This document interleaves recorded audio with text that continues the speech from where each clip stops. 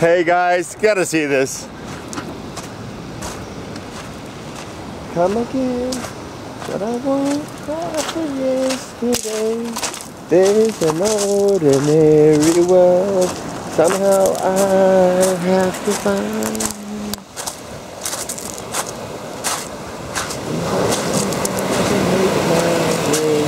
To the ordinary world.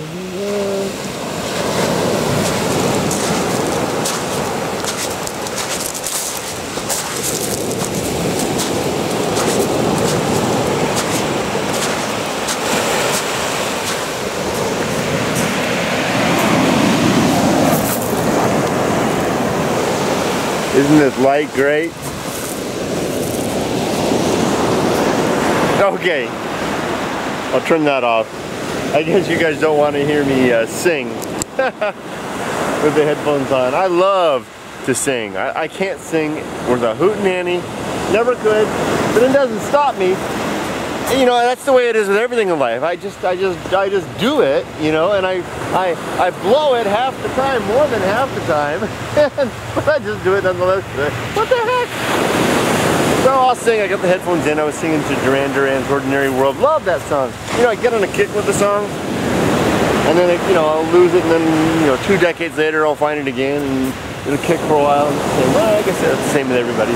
And I'm just really digging this beach. You know, I had to clamber over the seawall to come down here where nobody is, and just have it. I love the places where there's nobody is, and the feel, man. It's got that. I made a video, was it 2 days ago, about the feel. You know, the 100 days I'd have left in my life to feel that early, the early summer, late spring atmosphere in life. You know, and this is what my hometown Santa Barbara is like almost every day. But here in Japan, it's a little more rare. There's a big old wave right there, and it's got that feel. But it's even better now because it's got that salt water in the air. Love it, love it. Oh, I'm gonna get wet. Not that usually bothers me very much. But I need these shoes dry for tomorrow. So I thought I'd turn the camera on. What the heck? I was reading some email from some folks. Why don't I make this a response? A seaside response video, shall we? First I want to thank Kevin for writing. He wrote to me. I had a problem with a video sometime back where I couldn't remember the name of a reference video I was referencing in the video, and he wrote to me saying, I think it was Japan Urban Adventure on the Softy Papa channel. You're right, it was. I'm going to try to remember to put a link in there, and if I can remember what the heck the video was. So you've given me the reference link, but I have no idea what the video was that I was referring to from. I'm going to hold on to this, and I'll try to put the pieces together, Kevin. Thanks. Sebastien has been writing to me and giving me some great links, and I haven't been able to follow through on all of them yet. Thank you, Sebastien. Great stuff. One of them, how do atheists explain the world? How the world was created? A link to a thread, and one of the responses was just beautiful. I mean, poetry and science and emotion all blended together. That's just incredible, and it needs this kind of thing, or a thread post needs to be held on to forever. And I'm going to try to link to that and build off of that. I'm holding on to these emails, Sebastien. I really appreciate it. And also, my stepmother, Sandy, wrote to me, and look at those waves. You know, thank you for the pictures of my dad, Sandy. Wow, what great! Wow, look at that bad boy! Woo! Wouldn't you love to be in the soup there, man? And this is not nearly what it's like when the typhoons come, man. They crash over these seawall. Sandy, thank you so much for those emails. I mean, we had a fire in my household, my family's household, years back. We lost everything. Have no baby photos, nothing like that. Lost everything. And Sandy came across a bunch of photos of my old man who's been gone it's over 20 years now, and sent those to me. Thank you, Sandy. I love you to death. You're the one. You're the best. Even if you hadn't sent the photos, you're just an amazing person. Thank you. And Heather, thank you too. Heather is Sandy's daughter, my stepsister, I would like to call her. Yes, indeed, she is. Even though Sandy and my dad were never married, they're, you know, it's you know, sometimes how, you know, relationships are forged in the heart, you know, and it really is. Also, Gabriel, thank you so much. What a special email you sent me, Gabriel. I haven't responded properly to you yet. but your email really moved me, and I won't. It was personal, and I won't read it out loud, but I will say thank you so much to you. And also, I just got an email from Crawford, just as I was pulling up to the beach here. Crawford, who I've been corresponding with a bit. Thank you, Crawford. I appreciate it. He kind of explained to me about how even videos about the most trivial things from Japan to those whose hearts are here, even though their bodies are elsewhere, gives them a sense of connection. And that's actually, Crawford, your email that I got just as I was pulling up here at the beach here was what inspired me to turn the camera on. This is kind of just, you know, every day for me, you know, in this part of the world, and for people that have a beach anywhere it is. But hey, I thought, hey, I'll share it with you, Crawford, and anyone else who's in this. When it comes to water, the tide must be coming up. I better watch my bag. And also, I've got one more. I'm trying to think as I was coming in for a landing here at the beach. Who was it that sent me this link?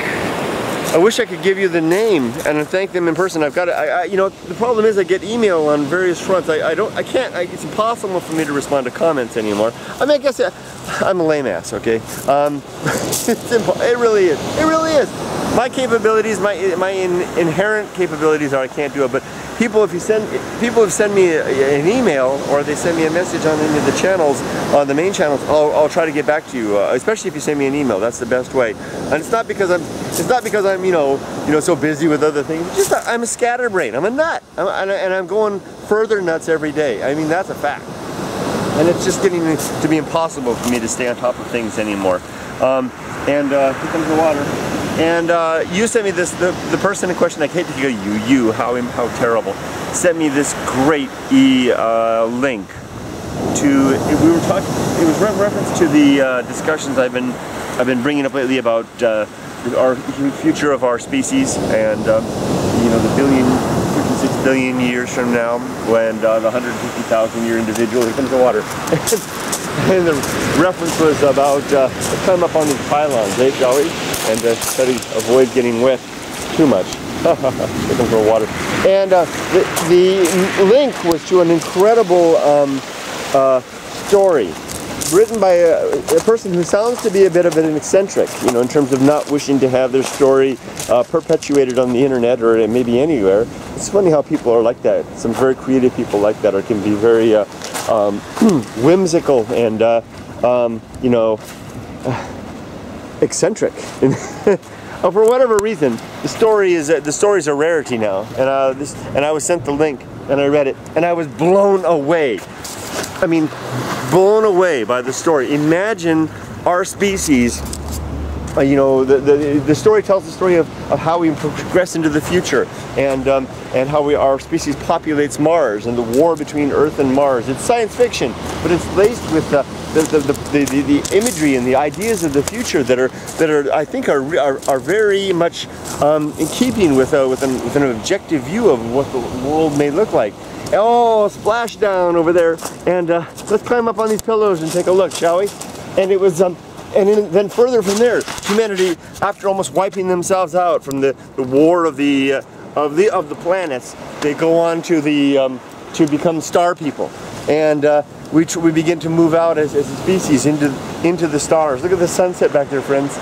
We move out into the stars, and from there we populate the stars and the heavens, and we gain a sense of scale in populating our arm of the spiral galaxy of the Milky Way, and everything's going great. We're doing incredible things until essentially we meet our match, the billion-year-old race, this race that comes sweeping through our part of the galaxy, and with omnipotence, seemingly like gods, a billion years ahead of us, and so we just try our best to save ourselves, you know, even going so far as sending suns into supernova to try and thwart them. They just have their will with us. They don't wipe us out. Instead, they use our resources, our bodies, and our DNA to reshape ourselves in the image that they have for the galaxy and for the universe before moving on and leaving us as a shattered species into 100 odd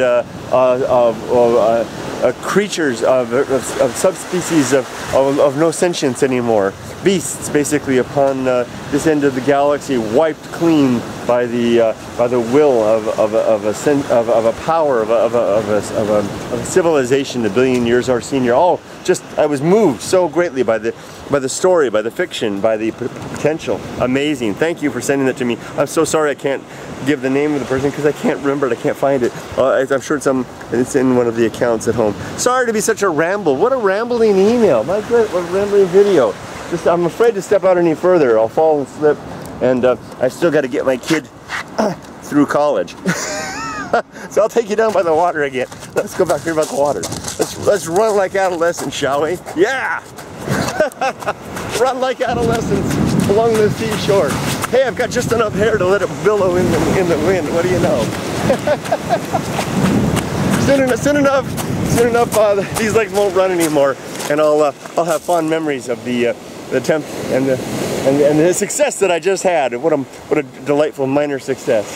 But as I get older, even the most minor ones are the best. So now I'm going to continue to shut this off, get back to work. I was listening to Duran Duran, but I was also working on a video for the GERD channel, something to the effect of embracing folly, something like that. I'll be uploading. Take care, everybody. Have a great day. Enjoy the pounding wherever you are. It's incessant. See ya.